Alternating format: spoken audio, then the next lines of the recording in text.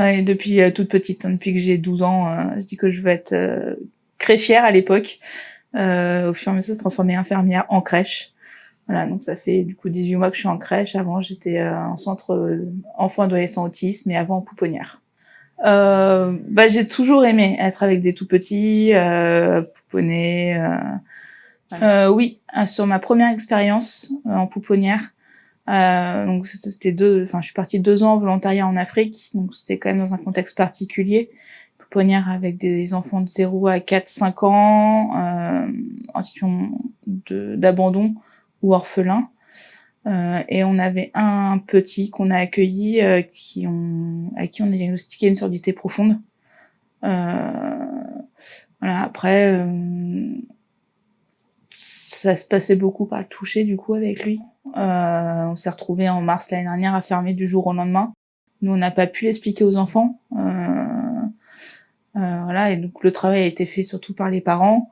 Après, nous, à la réouverture, on leur a expliqué comment ça allait se passer à la crèche, que chaque professionnel allait avoir son masque, qu'on pourra pas l'enlever avec eux, voilà, que on va se laver les mains un peu plus souvent que d'habitude.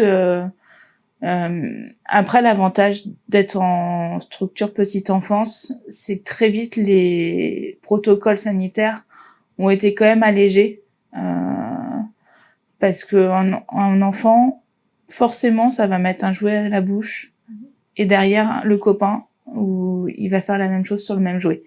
Et un professionnel ne peut pas passer sa journée derrière un lavabo à laver les jouets de chaque enfant.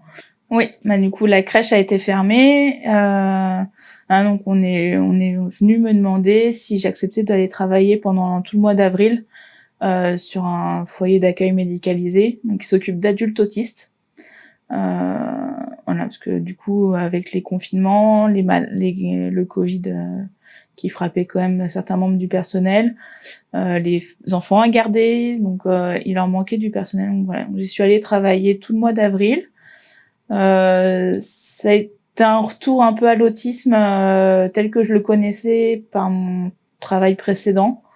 Voilà, et permettre de découvrir un mode de prise en charge aussi dans ce contexte-là de ces personnes-là, des personnes porteurs d'autisme, où on sait toujours qu'avec l'autisme, l'enfermement c'est toujours compliqué.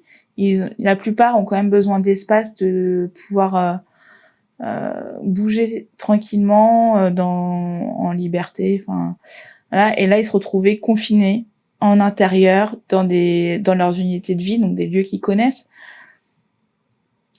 mais sans avoir la liberté d'aller dans le jardin. Donc, il y a pu y avoir des situations un peu complexes de gestion de crise où on a beau leur expliquer, la compréhension de la situation n'est pas forcément là.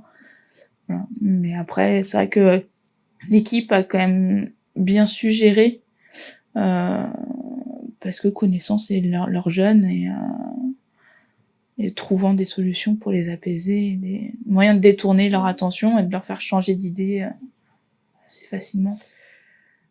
On peut espérer. Après, j'ai pas de boule de cristal, je ne sais pas ce qui va se passer dans 2 ans, ou ne serait-ce que dans une semaine, mais j'espère. J'espère qu'ils revaloriseront tous les métiers qui sont essentiels à la vie communautaire, qui reconnaîtront que un éboueur payé au SMIC, c'est pas normal. Que les étudiants en santé qui ont été réquisitionnés, pas payés pendant toute la crise, c'est pas normal. Et que tout le domaine de la santé sociale se batte aujourd'hui pour gagner la même chose que les hospitaliers, c'est pas normal. À un moment donné, il faut arrêter de catégoriser les gens. Que voilà, on a des soignants en France, qui travaillent dans le social, dans le médico-social, dans l'urgence du handicap, ou à l'hôpital, c'est les mêmes soignants. Ou c'est les mêmes éboueurs, qui soient à l'Élysée ou dans les rues de Paris, ou sans masque. Déjà, avec l'attention aux autres qui continue, qu'on continue à s'occuper de son voisin, qui est une personne âgée, seule, ou qui est toujours cette entraide qui s'est mis en place. Quand même, c'est quelque chose qu'il faut reconnaître au Covid, c'est qu'il y a eu de l'entraide qui s'est mis en place à toute échelle, voilà, et qu'il faut maintenir, parce qu'au final, c'est apprendre à vivre ensemble et c'est du vivre ensemble. On n'est pas chacun chez soi derrière sa porte. Voilà, on est une population, un pays, un peuple. C'est important de pouvoir continuer à vivre ensemble. Ouais, au fur et à mesure, je me sentais que ça monter en chaleur. Il est trop chaud.